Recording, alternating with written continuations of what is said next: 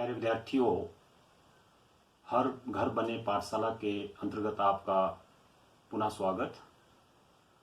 जैसे कि पिछले कल मैंने आपको राजनीति विज्ञान के पूरे सिलेबस के बारे में जानकारी दी थी। आशा है आप उससे अवगत हो चुके होंगे। आज हम जो टॉपिक शुरू करने जा रहे हैं वो है पार्ट ए का पहला चैप्टर, एक दलीय प्रभुत्व का दौर।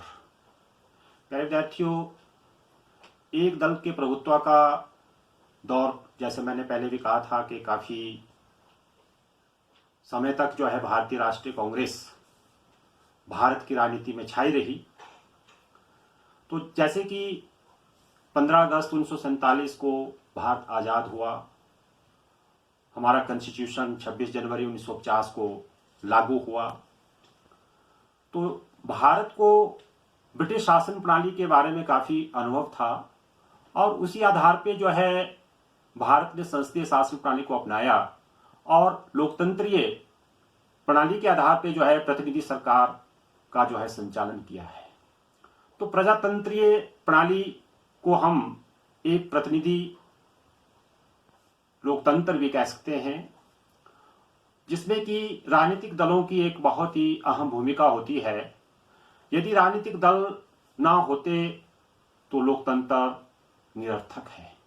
नो पार्टी नो डेमोक्रेसी, क्योंकि प्रजातंत्र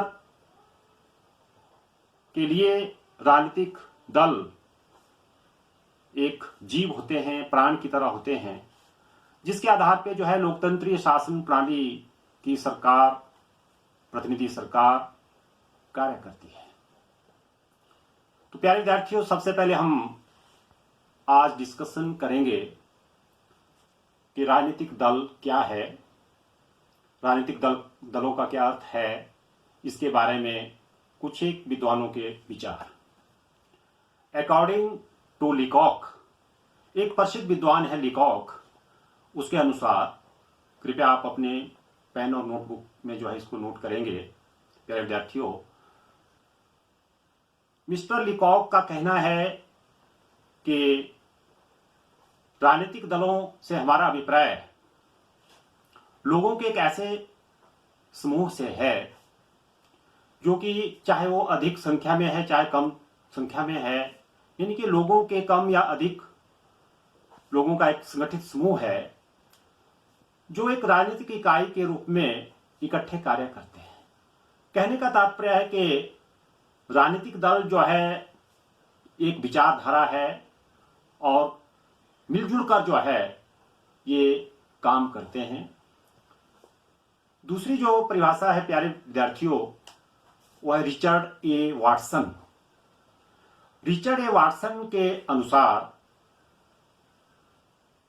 राजनीतिक दल लोगों का एक ऐसा समूह है, लिखेंगे, राजनीतिक दल एक ऐसा समूह है जो सार्वजनिक पदों के लिए एक चुनाव चिन्ह के अंतर्गत अपना प्रत्याशी खड़ा करते हैं। कहने का मतलब है कि प्रत्येक राजनीतिक दल जब चुनाव में पार्टिसिपेट करते हैं, भाग लेते हैं, तो चुनाव से पहले जो है प्रत्येक राजनीतिक दल अपना अपना एक प्रतिनिधि जो है या प्रत्याशी का चयन करते हैं और उस पार्टी के नाम पर जो है उनको चिन्ह मिलता है। तो कहने का मतलब है कि सार्वजनिक पदों के लिए चिन्ह के अंतर्गत अपना प्रत्याशी खड़ा करते हैं। तो ये है राजनीतिक दल का अभिप्राय या राजनीतिक दलों के बारे में जो है विभिन्न विद्वानों के विचार। अब इसके बाद स्वतंत्रता की प्राप्ति से पहले राजनीतिक दलों का विकास और स्वतंत्रता की प्राप्ति के पश्चात हमारे देश में कौन से ऐसे राजनीतिक दल अस्तित्व में आए थे। तो स्वतंत्रता की प्राप्ति से पहले प्यारे विद्यार्थियों, जैसे कि मैंने पिछले अंक में भी कहा था कि सबसे पुरानी जो पार्टी है भारतीय राष्ट्रीय कांग्रेस, जिसका जन्म 28 दिसंबर 1885 को हुआ था और वो एशिया की सबसे पुरानी पार्टी इसको मानी जाती है और यूरोप में भी अन्य राजनीतिक दलों की अपेक्षा जो है पुरानी पार्टी जो है इसको कहा जाता है। तो वैसे भी स्वतंत्रता के आंदोलन में जो है भारतीय राष्ट्रीय कांग्रेस का बहुत ही महत्वपूर्ण योगदान रहा है।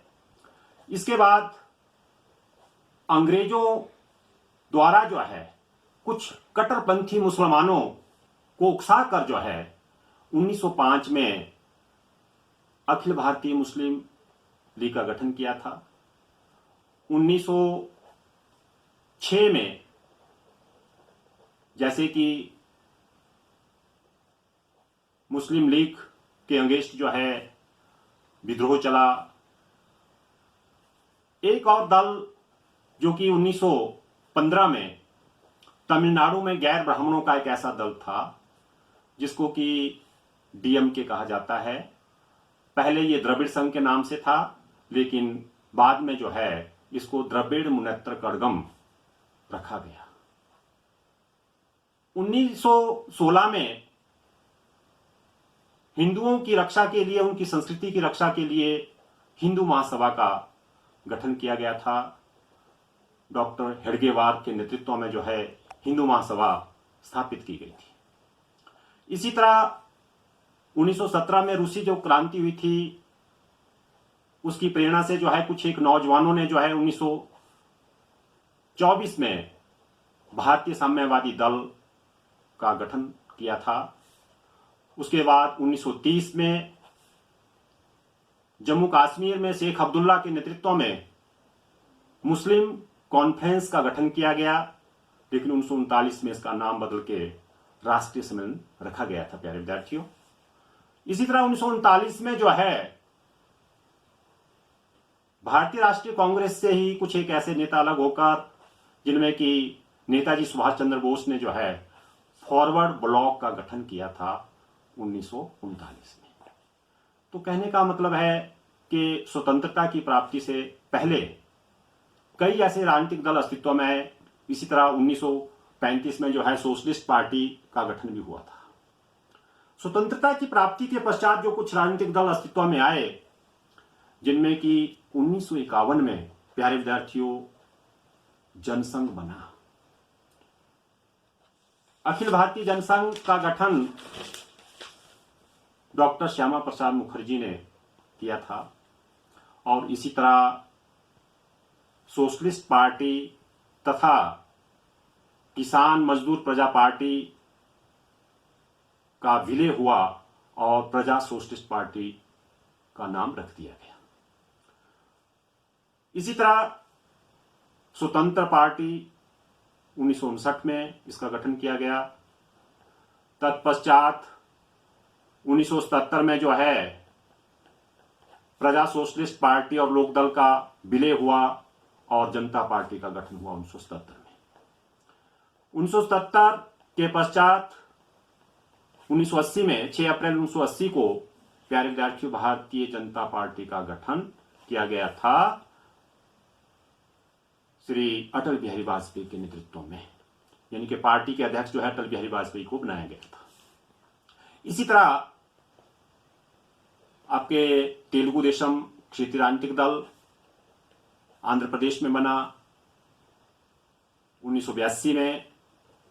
1984 में जो है एक और क्षेत्रीय दल बहुजन समाज पार्टी मायावती, सुश्री मायावती के नेतृत्व में बनाया गया, लेकिन आज हम देखते हैं कि ये एक राष्ट्रीय स्तर का राजनीतिक दल है बीएसपी। तो कहने का मतलब है कि स्वतंत्रता की प्राप्ति के पश्चात प्यारे विद्यार्थियों कई ऐसे राजनीतिक दल अस्तित्व में आए जिनका कि काफी योगदान रहा है। तो अब हम भारत में जो पहले 3 आम चुनाव हुए उसमें क्या मुख्य जो है राजनीतिक दलों की कंट्रीब्यूशन रही।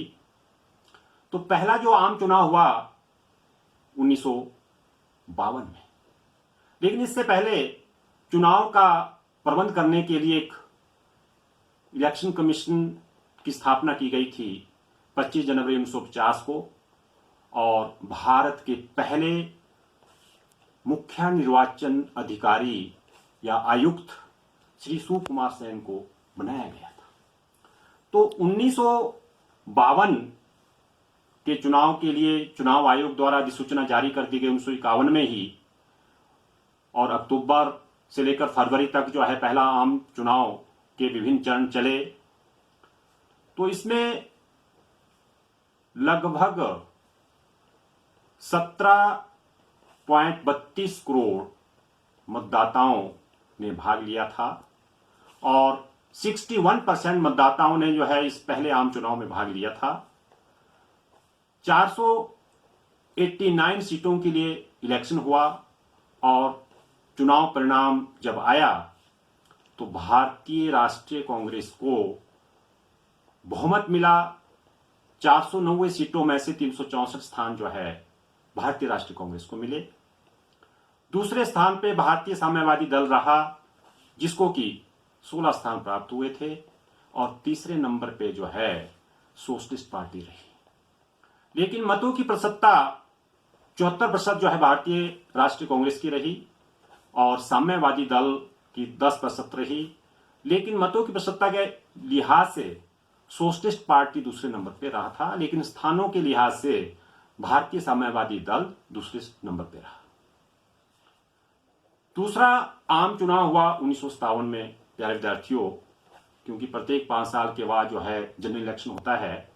तो 1957 के चुनाव में कुल जो सीटें थी 494, यानी कि 494 सीटों के लिए चुनाव हुआ, जिसमें से भारतीय राष्ट्रीय कांग्रेस को 371 स्थान प्राप्त हुए थे। और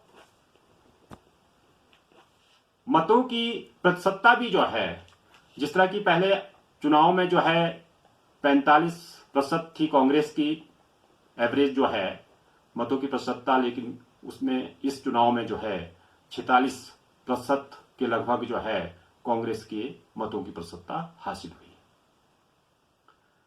दूसरे नंबर पे पुनः भारतीय साम्यवादी दल रहा, जिसको कि कुल स्थान 27 मिले, और इसमें भी मतों की जो प्रतिशतता थी 10% ही जो है भारतीय साम्यवादी दल को मिला, लेकिन सोशलिस्ट पार्टी को जो है इसमें मतों की प्रतिशतता के आधार पर दूसरा स्थान रहा।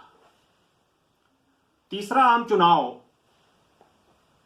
1962 में हुआ था, लेकिन इससे पहले 1957 के चुनाव की मुख्य विशेषता ये भी रही कि 2 स्टेट्स में जो राज्य विधानसभा के चुनाव हुए, यानी कि कांग्रेस को हार का मुंह देखना पड़ा था, जिसमें कि केरल, यानी कि केरल में जो है साम्यवादी दल के आधार पर डीएलएफ, डेमोक्रेटिक लेफ्ट फ्रंट की सरकार बनी थी, और इसी तरह जम्मू कश्मीर में शेख अब्दुल्ला के नेतृत्व में राष्ट्रीय सम्मेलन की गवर्नमेंट फ्रेम हुई थी।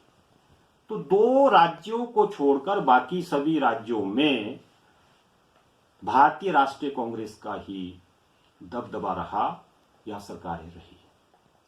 अब तीसरा आम चुनाव 1962 में हुआ और मतदाताओं की संख्या जो है 21 करोड़ के लगभग थी। तो इस चुनाव में 55% लोगों ने अपने मताधिकार का प्रयोग किया था, और पुनः जो है भारतीय राष्ट्रीय कांग्रेस ने 494 सीटों में से 361 स्थान जो है प्यारे विद्यार्थियों प्राप्त किए थे। तो कहने का मतलब है कि तीनों आम चुनाव में जो है भारतीय राष्ट्रीय कांग्रेस की ही सरकारें बनी। तो बस इतना ही हम आज करते हैं। तो आपने इसके बारे में जो है कुछ एक प्रश्न होमवर्क के रूप में करने हैं। तो होमवर्क के रूप में क्या कुछ करके लाना है, ये मैं आपको फिर इसी ग्रुप में जो है आपको डाल दूंगा, और आपने होमवर्क करना है। थैंक्स।